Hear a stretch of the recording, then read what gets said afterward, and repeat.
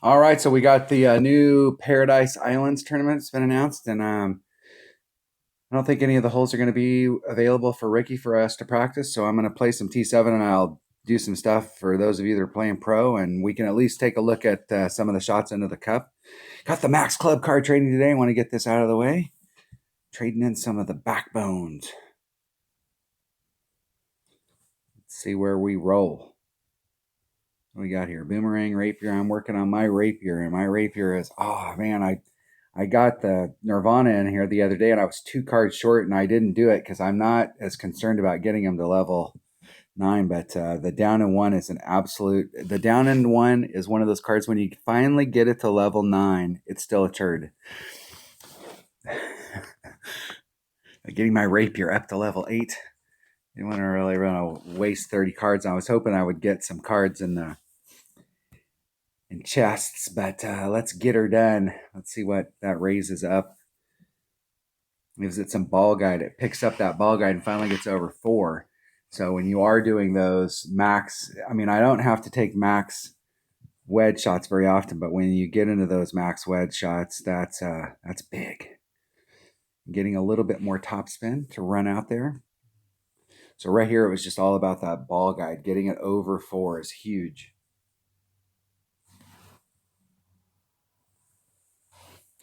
All right, let's check out our bags here real quick. This is kind of a utility bag. That's my big dog bag. I like to play my big dog and my big topper. Those are good combo cards together.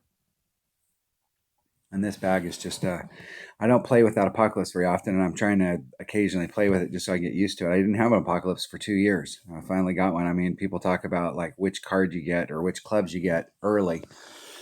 I see those posts all the time about the Apocalypse. People talking about that they played forever and never got Apocalypse. I know exactly the feeling. It was right at 2 years before I got an Apocalypse. And until the club card trading came out, I only got it to level 2. So it was usable occasionally. This hole right here, my opponent's got a big ball. They changed to a katana. They brought out a katana. I'll bring out a katana. It makes the shot. Actually, the shot's not bad. Depending on the second shot, if you get headwind on the second shot, having a bigger ball is very helpful. On the drive shot, you can get pretty much to the same spot with a Marlin. Quasar works a little bit better. It'll wrap it around a little bit more around the corner.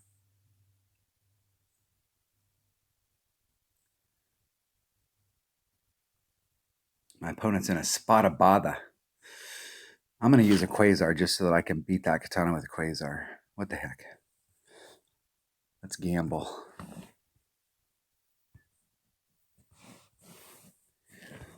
Let's go out here and take this ball, that club combo.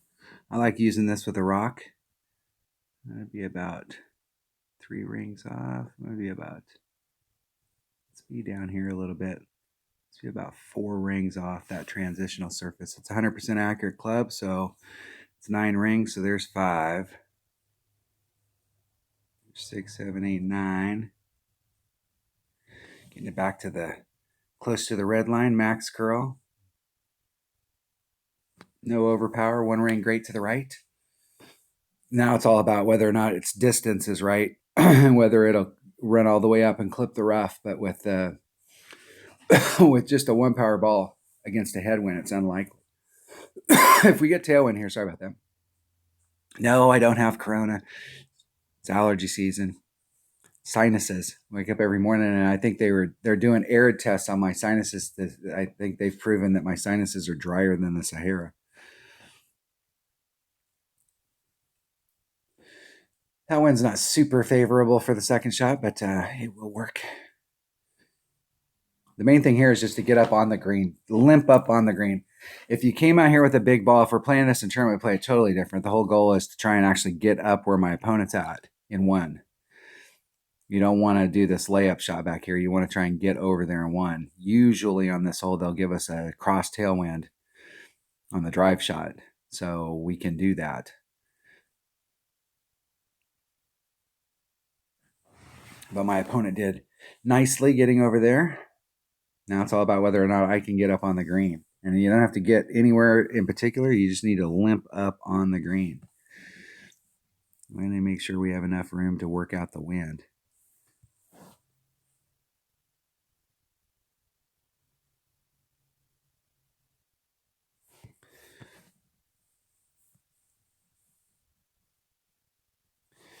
Okay, 6-8.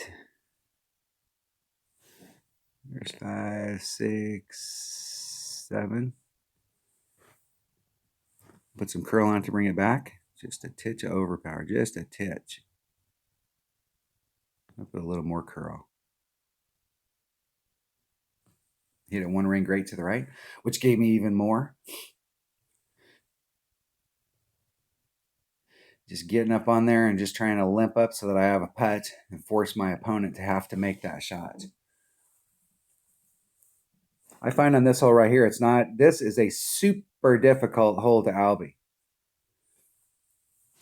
And the deal is that when you're in tournament play, you're obviously wanting to go for the Albie, but even in tournament play, this is a hole that can eat your lunch very quickly.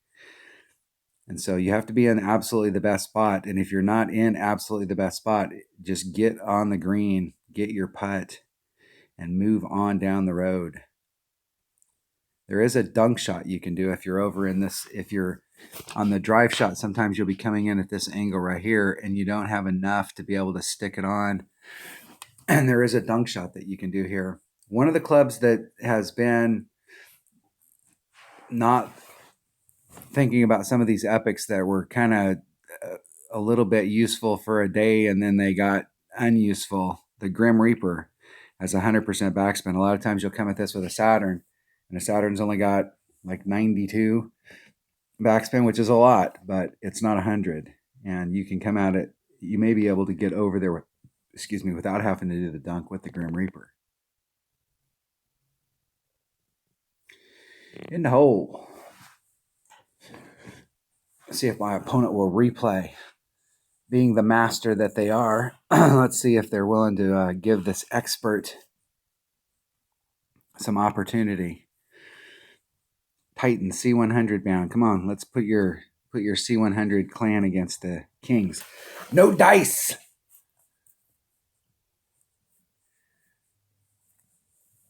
Looking for easier marks, I guess. Not to say that I won't go out and get myself smoked here in the next one, but there's going to be a lot of people playing T7. Lots of sharks in T7 practicing these Kohung holes. So there's a huge opportunity if you got a really tight bankroll and you've just gone up to T7. You might want to move down to T5 or T6 because this week, because those Kohung holes are in there, there will be a few people and they'll be bringing out bigger balls where normally when we play T7 during just the average week, you'll just run into a lot of Marlins and some Quasars here and there. But if my opponents are willing to bring out bigger balls, I'm willing to bring out bigger balls. Nothing special, but I got a few Titans, so I don't have any problem burning a few Titans. With this 3-7 headwind, it might be possible to do the island bounce and get on in one. I'll try it.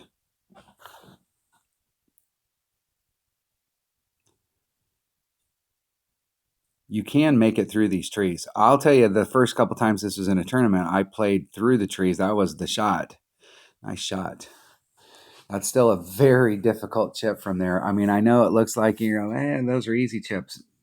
On this hole, there's a lot of movement. There's a lot of drop in the hole. Let's think about this.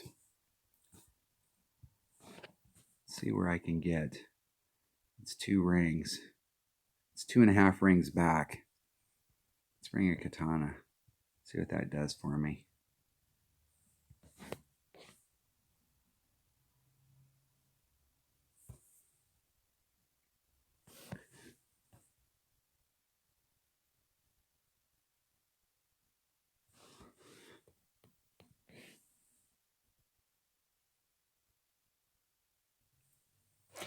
see if we can pop that sucker over there. It's unlikely, but I need to put all the overpower on it. Yeah, that's all right. I will give my opponent an advantage. I'd rather come at it from the top going down anyways. See if my opponent can get it in from here. This is not an easy shot. There's drop in the course is the deal. They've got a pretty good angle on it. So I give them about a 90% chance that they're going to make it.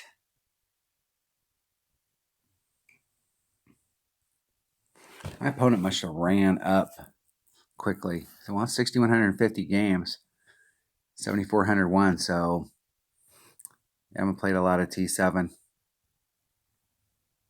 Having only a level 2 rapier with that many games played.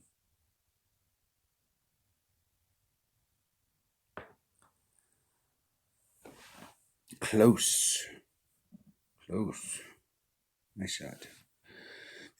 Now let's see if I can get out from underneath of the trees without clipping the trees. Yes, I can. Maybe. No. Not a chance in hell.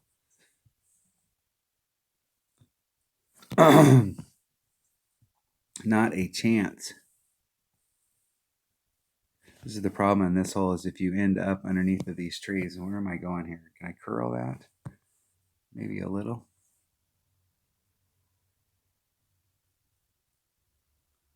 Do a rough bump right here and get out of the rough.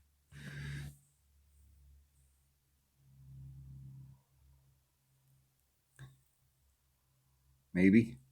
I'm in the fairway. That's all that counts. I clipped that tree. What a deal.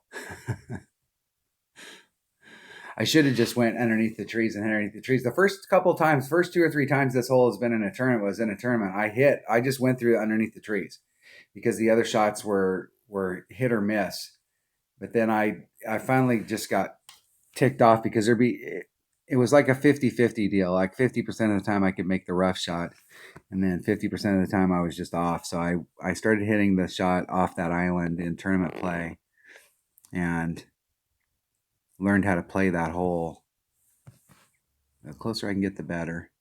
Wind's pushing me that way, but it's going to fall to the right. So I'm going to just leave it right where it's at.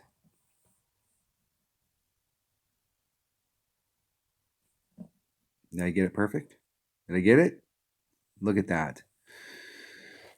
Getting a lag right there when it's doing the deal. Let's see if I can get it. Did I get it? Did I get it? In the hole. Forcing the shootout.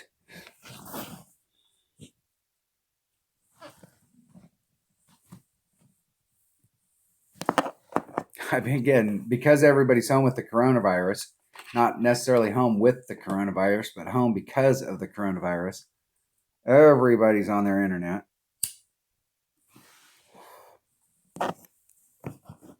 Internet providers in the United States are no longer utilities. When they were listed as a utility here in the last 3-4 years, here since our new president came in, they changed it. It used to be that they were utilities. So when you have a utility, you get what you pay for.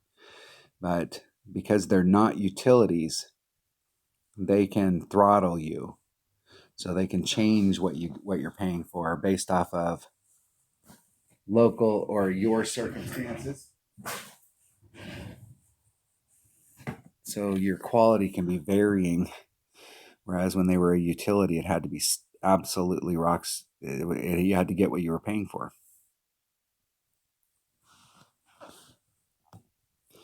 Okay, I got on a run on this hole right here, and I like this hole. And I got on a run out where I lost like 4 or 5 in a row, and I won the last 2. So let's see if we can make up, because I don't know that I've ever lost like 4 or 5 in a row on this hole.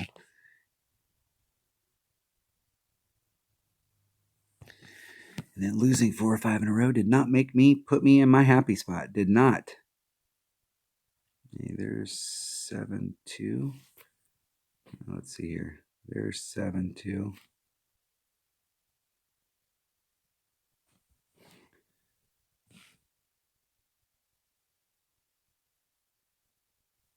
Isn't it perfect? See if we got it right. Boom, boom, boom. stick. That's all we needed, was to be inside of the opponent. I try really hard on these shootouts to be within 2. I mean, that's the ideal spot. But when your opponent's outside, you can... come on, dude. Come on, Henry Jr. No dice. Open up my pin chest. And watch, I'll get the rapiers that I was looking for earlier. No chance in hell. Let's open up that chest and then we'll get one of those golds going. I always like to have 2 slots just in case somebody does want to replay. Working on club cards. That's the deal. It's the farming aspect. I say that all the time. If you watch my channel, it's the farming aspect. I see it all the time on there where people say you're buying your club cards. I'm not exactly sure what they mean by that. You can buy club cards in the store, and I've bought... the only epics that I ever bought in the store was when I went to Tour 10 way back in the day. With that wind, I'm going to use a Marlin. I'm going to use a Quasar. I'm going to use my number 1 bag with an 11 wind. A 2.5 backspin. And what I need here is I need about 2 miles per hour of wind to push me up. So there's 2, 4, 6, 8, 10. And I'm going to push it up 1 ring just to give me a little bit of that back. Put some curl on it and see if I can get that over by the cup. Hitting it perfect. Ooh, if I don't hit that tree.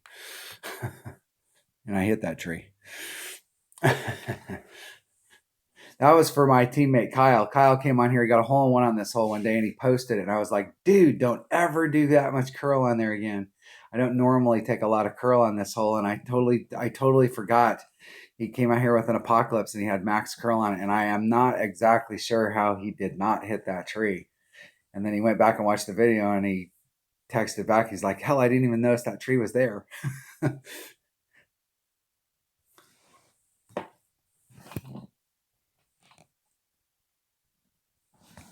That's all right. We'll just get it in from here. What are we at in our club?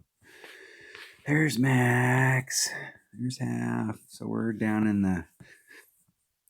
about half the cup is about 8 miles per hour. So there's 4, 8,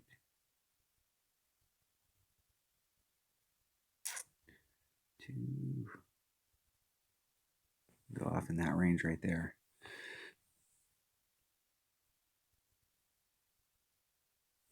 Hitting it perfect. Let's see if I got that right. I think I was a little off, not quite enough. It felt like I was like right there. Like I'd either pulled just a little too much or a little too little. So I was like, I'm going to just hedge my bets and stay right where I'm at.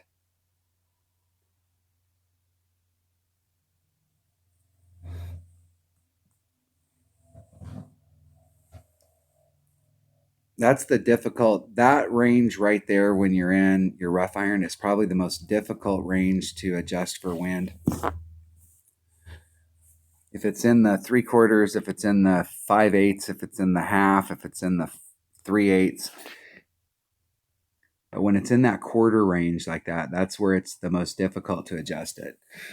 If it was any closer than that, if it was like half of that distance or 3/4 of that distance, then it really is that 4 miles per hour is half the cup. And so it's pretty easy to adjust for, but there's a spot out there where it's difficult to get that adjustment right. You can do a ring movement on it, but I was just being lazy. It's in that 16 per ring range. And that doesn't sound like a lot, but out there where it moves it out, it does get you a little bit, can be a little more precise. Now, this is not my favorite shootout, but I saw somebody shoot this the other day, and I want to try the way they came at it. So we got, I want to come at it like this.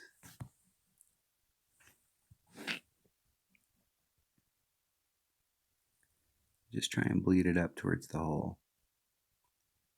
It gets a little bit more rollout than it looks. We definitely don't want to be rolling off the back. Okay, it's 6 miles per hour. 6.3. There's 5. There's 6. And I'm going to do just a little bit more. Oh, and I hit it 700 rings. Great. So it'll end up in the sand. Maybe a little too fast, and it's going to go way, way past it. I can't believe that didn't end up in the sand. That one sand trap that's there, this sand trap that's right here, the big one, is a freaking magnet. I do kind of like that shot a little bit better than trying to bring it around the other side.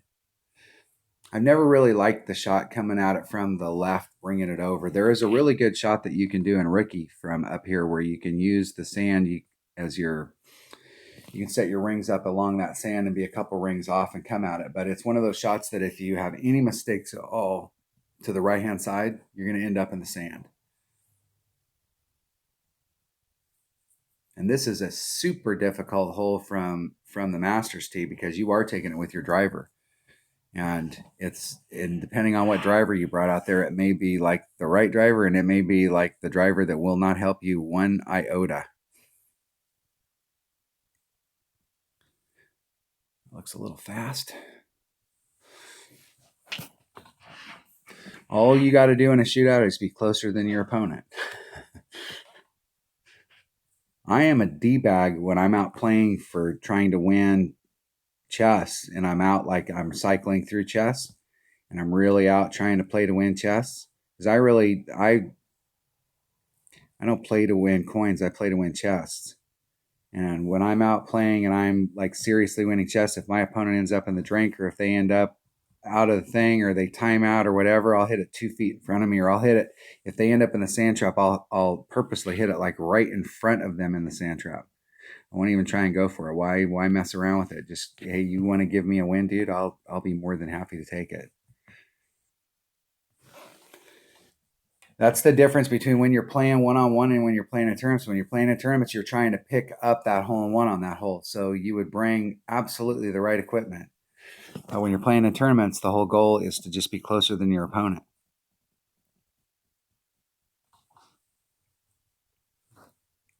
This is one of the holes that's going to be in the upcoming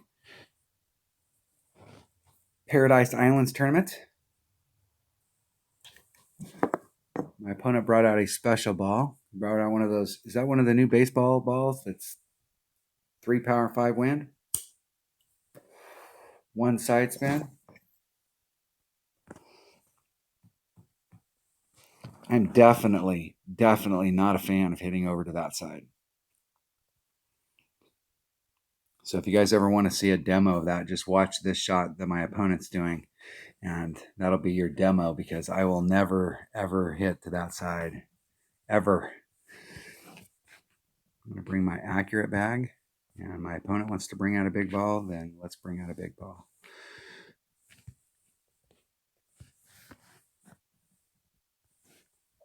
I could bring out let's pull out just a little so we can adjust for the wind, see where I'm at. Right straight down the middle of the fairway. 100% accurate club. There's 5, 6, 7. That puts me about a ring in power. Not too concerned about that. I had a little bit of room, but I will put that ring back in.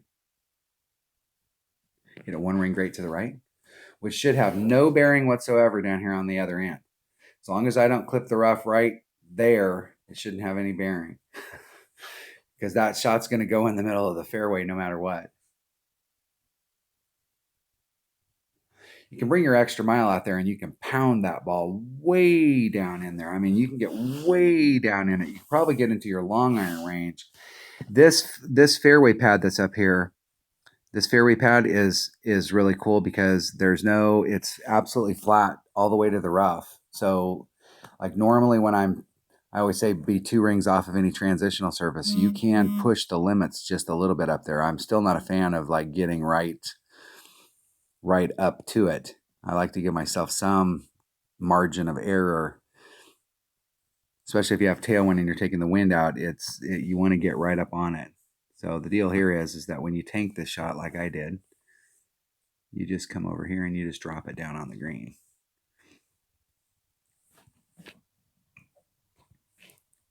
Let's get out here as far as we can.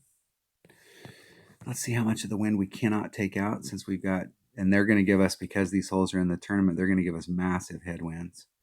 5, 6, 7, 8, 9. Move it over just a little bit more.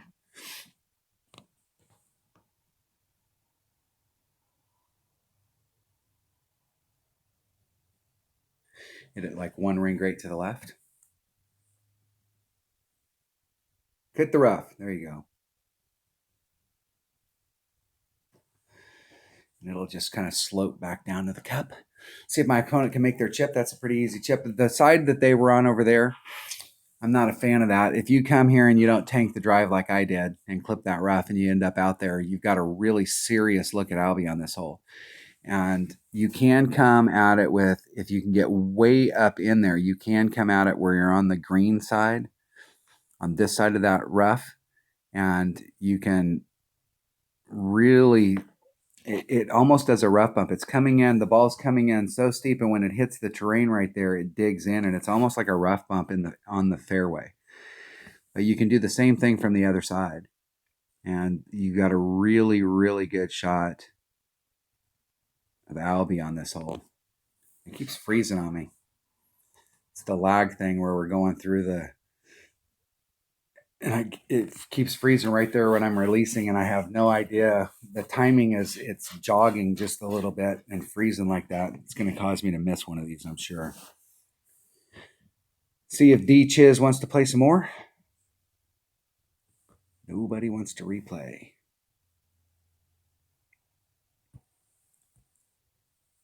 We've got all the sharks in T7 down here trying to play these Kong Ho resort holes, and nobody wants to replay. And this account's never played anything higher than T7, so the Oasis holes will have to wait. Mondays, some of my teammates were a little bit bummed, especially right now, because there are so many people around the world that are at home. And everybody out there who's listening and watching the channel, send in a ticket to Playdemic and tell them, hey, right now the world's going through some stuff. And we have lots of people that are at home, and we're trying to be responsible citizens and do our thing, and not being able to practice the holes that we're playing in the tournament is kind of BS. And see if they do anything. I doubt that they will, but they may come out and say, hey, we're gonna put it out there and let everybody play those holes. But I actually kind of think that it's kind of cool that we don't get to play them, because hopefully for everybody who watches my channel, we will be able to figure these holes out. And when I go out there on practice Monday and play my odd account and my 77 account, I'll be able to dial these holes in, and we can pick it up really quick. And where most of the bracket, it may take them the majority of the week to catch up to us. And so I think, our chances are really good. I definitely want to take a Guardian on this hole. I prefer to play this hole with a Guardian. As long as I don't get a massive headwind on the next shot, the Guardian works fine for me. 7-3, and it's there's 5, there's 6, 6, 6, 7. And I'm gonna go about that much, however much that is.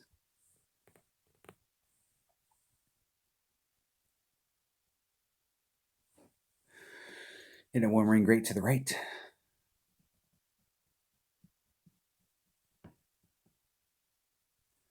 Just popping it out there.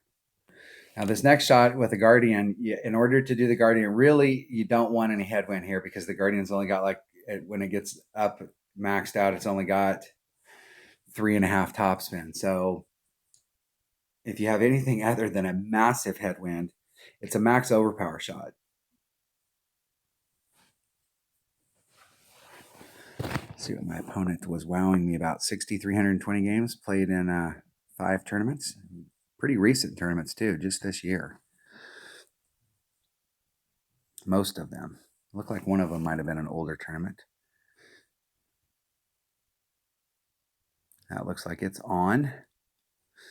And what's funny about this is you would think that it would pick up speed when it goes down that hill, but it slows down. I actually think this is like in the real world, the greenskeepers will cut the green against the grain so that when you're going down the hill, it'll actually slow the ball down. Maybe 2 rings off. Max. 5, 4. There's 5. There's 6. There's 5, 4. I remember what club I'm playing. Max curl. Max overpower. Hit it 2 rings great to the left. And I'm better left than right. You only have so much room to the right, but you have tons of room to the left. This hole right here is a very tough hole to get an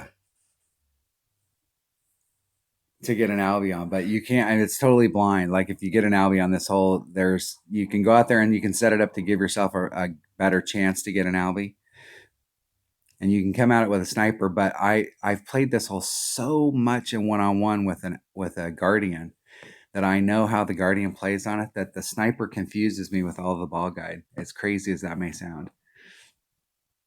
You just get used to playing a hole with a certain club, and then when you switch to a different club, even though that club might give you something that the other club didn't, like ball guide, it's tentative because you do not on that hole want to end up at the top,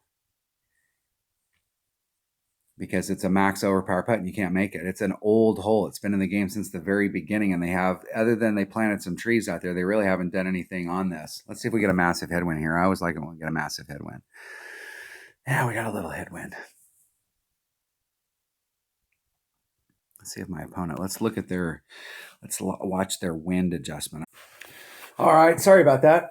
My opponent, I ran out of video space, so I won. So I won the shootout. Sorry about that. I've got a bunch of stuff on there, and I forgot to delete some videos. Slap me up beside the head. All right, where are we at? I'm trying to get 4 gold chests here, so I think I must be pretty close to the last one, or the third one. Santa Ventura. This hole right here is a birdie eagle hole. And I like to be about 5 rings off. About 2 and a little bit of topspin. And I can actually be just a little bit more than that off. 7-2. There's 5, 6, 7, 2. Right in that neighborhood. Max curl. Hitting it 1 ring great on the inside. Just floating it down there, and there's some shadows right there, and I'm just trying to get in between those shadows. Anywhere in between those shadows will work. The farther you get, I normally, when you're here, you have to watch this tree that's out here, right here, this tree. You have to watch that tree. If you're right in between the shadows, you have a nice little lane, especially if you bring out a bigger ball and you bring a Guardian. Guardian has more raw distance than a sniper, and you can get up there and you can do a backspin, sidespin, curl, or backspin, sidespin shot, no curl. Or you need to do enough curl to wrap yourself around that tree. And so it just depends on which club I have on my bag. So I think I have a Guardian right here. I could go straight at it, but I may actually do the sidespin, backspin, curl shot and go around the tree. My opponent was able to hit all the way through it.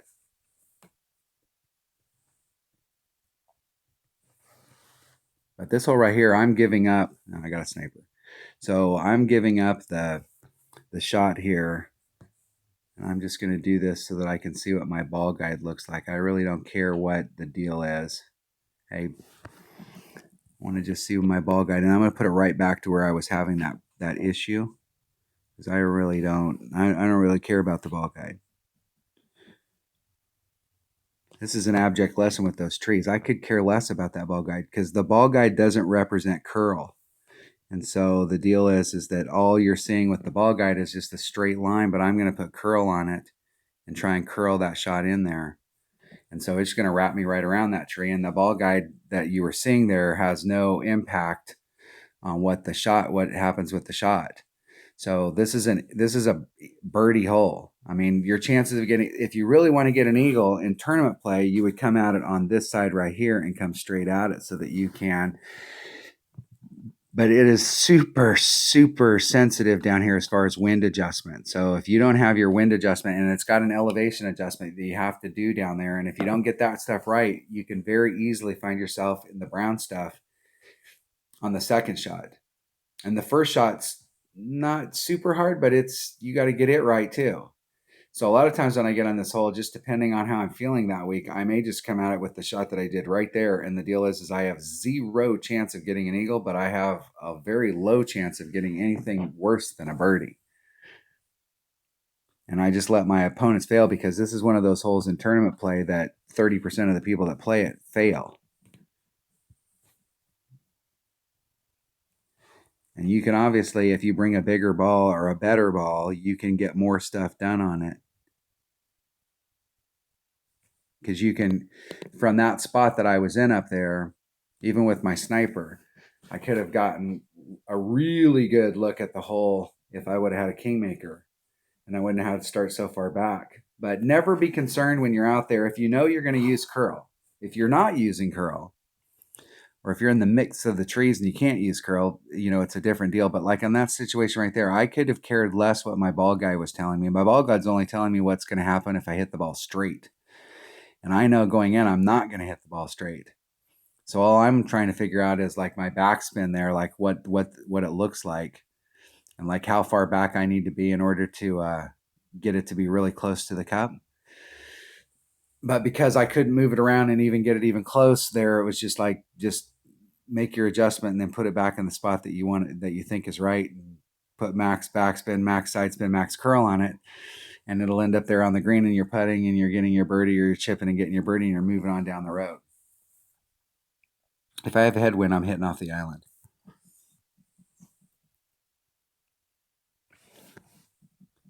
Last few times I've been here with headwind, the adjustment, I can't remember what the adjustment is on these holes. I don't remember that stuff.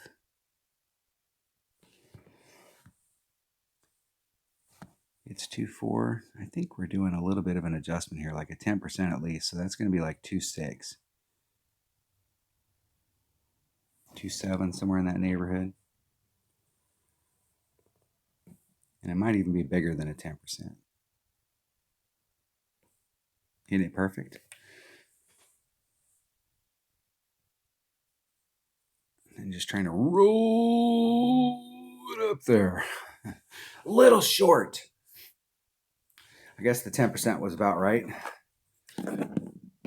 I've put it up there. It seems like the last few times I've been on this hole, I had my ball guide just a little teeny bit, like right at the cup, like at the back side of the cup, not like through the cup, but like at the back side. And it rolled out a little bit long, and I was like 1.5 yards away. And my whole deal about the distance, you want to stop at your closest spot that you went past the hole. So you don't want to, it doesn't do you any good to be 0.25 from the hole and then you're rolling so fast that you end up 5 yards away. I'll take my chances with the 0.25. And so I was being a little tentative there on my my distance for it.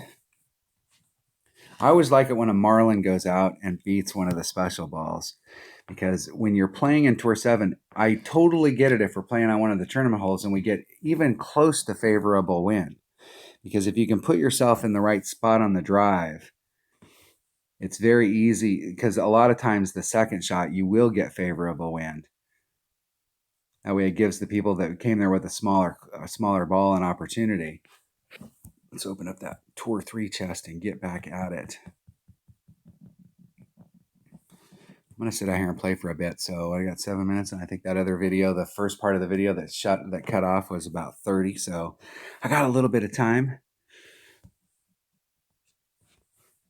So you don't have to play. So normally you just go out there and play with a marlin, and why waste your good balls, on holes that don't matter?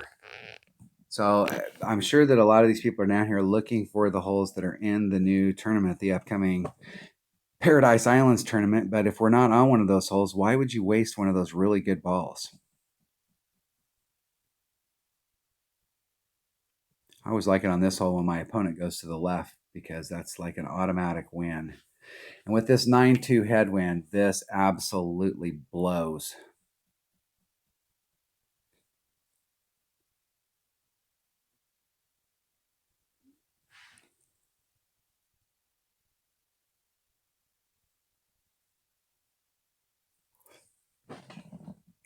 And from there, it's going to take them 2 shots to get on. So unless they do a hook, and there is a hook possibility, yeah, they might be able to get up in there. Now they're not going to get over there. So they gave me a free shot here.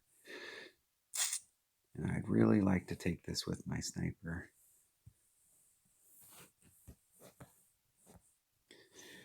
There's like 7 something in power. So I'm going to just go straight forward over power. Try and hit it perfect. And I doubt that I will be able to. Look at how much that needle's bouncing. 2 rings great to the left. That'll end up in the rough or the sand. I had to go for it. Come on. I applaud my opponent, though, for bringing out a freaking marlin and not bringing out one of those special balls. There's no reason, unless you're in the upper tours. If you're playing for 3 million, 10 million, 20 million around, especially when you're playing for the 10 and the 20 million, I can guarantee you that when you get out there, you can't afford to be laying off on those with lower develop or lower power balls and go, yeah, no big deal. Even when you're in the billion range, unless you find somebody that they're playing with a marlin, they pop out a marlin. But that's a big risk when you go first, because you don't know. If it takes a snow globe on that hole to win, I guarantee you people are pulling out a snow globe. I did a video a couple months back talking about the elephant in the room that nobody wants to talk about. Everybody wants to talk about, you should be doing this and you should be doing that. But what nobody ever talks about is that when you go up and you start playing in Tour 11 and 12, you're not buying $4 packs. Every time a pack comes out, you better buy a $100 pack, because you're going to need those 200 balls or those 250 balls. Guaranteed. You're going to be using them.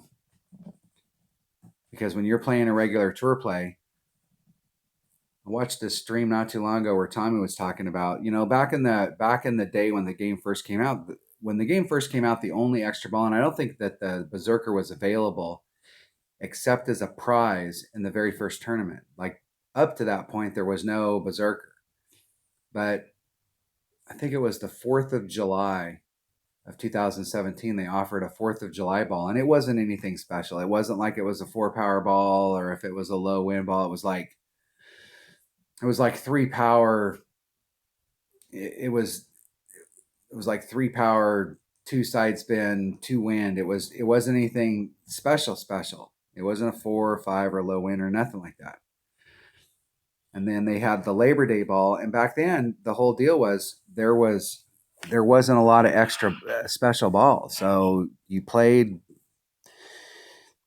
with the stuff that you had, and that was, with the stuff that you could buy in the store, and that was it. But there's so many special balls out there right now that when you're on some of these holes, you got to be willing to pull out whatever it takes to win that hole. So I'm at about mid club, so it's about 1.5 per ring, somewhere in that neighborhood.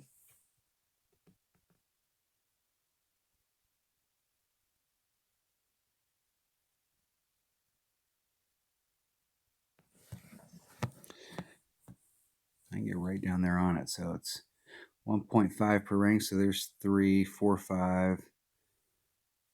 Go a little over 3.5 rings. Did I move the course, or did I move? I just moved the course. So that's going to be way off. Shoot it off before I ran out of time. I didn't have time to move it around. I actually grabbed the course and not the ring set. I was so close to it. Good game. I think that's the first one I lost. I think I'm like 6 up. Let's see if Coyote will play again. Nope. No dice.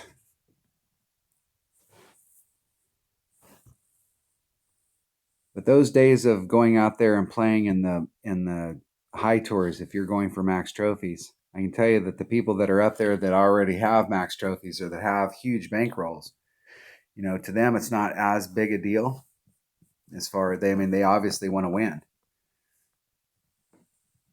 But the people that are trying to come up the scales, you can't take any risks. You got to pull out whatever you got to pull out in order to win. That's what always cracks me up when people are like, you need to be going up to here, or you need to be going up to there. When those people start paying your bills for buying balls, then yay. Somebody wants to do that, then go for it. I really think that a lot of the streamers that stream masters and high expert stuff, they're streaming just so that they can try and get enough money to pay for their ball packages. Because we really are in the, you're in the $400 to $800 a month if you buy every pack that comes out and you buy a $100 pack. And while that may sound strange, like nobody does that. Yeah, I came from a game where I can guarantee you people did that. One of the things that in that particular game, every time somebody bought a $100 pack, every single time somebody bought a $100 pack, every time somebody bought a $20 pack, the entire alliance, everybody that was in the alliance, and there wasn't a limit on how many people could be in the alliance. So there could be 100 people in your alliance. Every single person in that alliance got a gift. And they weren't anything special, but they were a gift and you got stuff, and those things accumulated if you were in an alliance that was buying packs. And I was on there days when new stuff came out and you'd get 200 of those gifts. And you could tell the difference between when somebody bought a $100 pack and a $50 pack and a $25 pack and a $20 pack and a $10 pack and a $5 pack. You could tell the difference in the gifts. And you get on there in days where you'd get several hundred of the gifts from people buying $100 packs. And that stuff was not unusual to happen daily, but especially when new stuff came out. And there was no limit on them. There was times on there where you could buy those $100 packs and you could buy more than one. And I know people in our alliance that were working on their stuff, like they were in a big build and they'd buy, I know one of my teammates bought 30 $100 packs in one day. So people talk about spending $4.99 on some golf balls. That is nothing. That is not going to get up there, but my opponent's in a spot of bother and I'm not going to dink around with it. We'll give my opponent an opportunity to get back in the game. Hitting it great to the left. It was one of the cool things. There's some things in this game that I can't believe that they haven't capitalized on. Like I can't believe that there isn't a special every day. Like every day. And I cannot believe that there isn't a $10 pack. Because I know a lot of people, if you're going to buy a $20 pack, you're going to buy a $20 pack. But I know a lot of people that would spend the $10 versus the $5 to get 2 packs of balls instead of 1, And I can't believe that they haven't had days where you could buy where you could buy 2 of the $5 packs, or that there's some special that's going on every single day and that they haven't monetized it in that respect. Because there's a lot of days where people will get on and they're like, man, I could use this ball. And so like you could go in there and you could buy some pack, whatever that daily special is.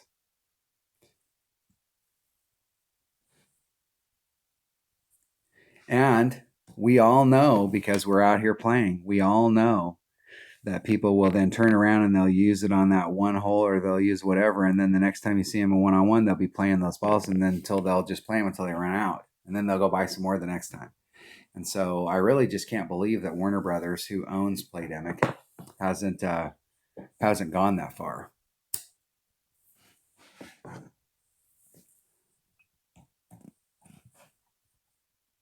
And there's a lot of players like me who, when the game really started, once the packs were so regular, where you really, if you wanted to compete up there, you had to have special balls.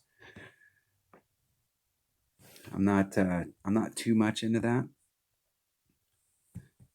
but I was going that direction. I was going to go right there in the same thing. All right, I got what I was looking for on my Nirvana. Yes, I was like one card short, and it was in the store yesterday, and I didn't buy it because I was like, come on, I know I can play some Tour 7 and get one Nirvana card. So I upgraded my Nirvana and my Rapier on the same day. Excellent. What did I get here? A little bit of distance. That distance is what I was looking for, the 135. I don't normally use my Nirvana as far as backspin, but that curl is extremely helpful. There are times where that comes in handy. 185K to upgrade that Nirvana.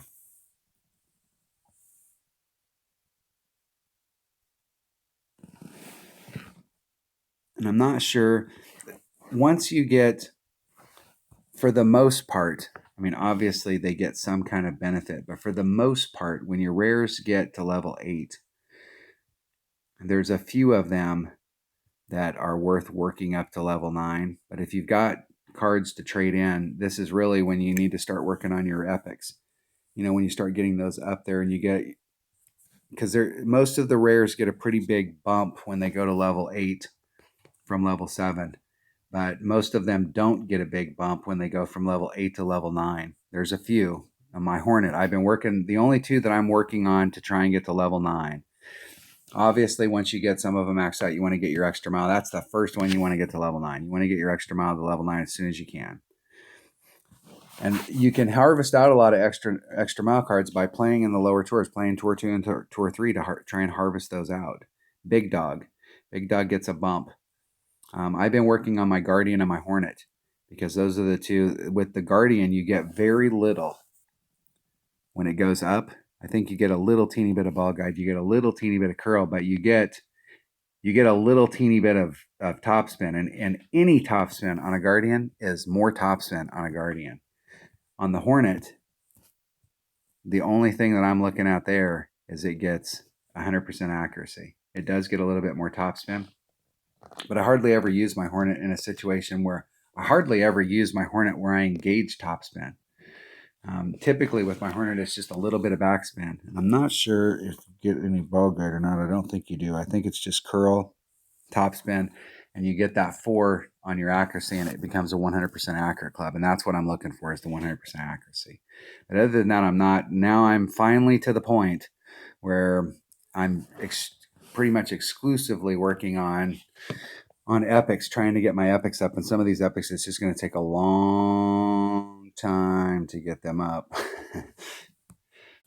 All right, that was just a little bit of a T7, going out there and getting some of the holes. Got a few of the holes that are in the tournament. The wind's going to be really difficult whenever we get the holes on any of the tours that these upcoming holes are going to be in. Tour 7 and Tour 9, I think. We're probably going to get super unfavorable wind. So I'll keep playing, and hopefully I can get some of my teammates to play, and we'll play some of the lower tours. I'm going to jump in my 99 account, and I will catch you on the next one. Thanks for watching.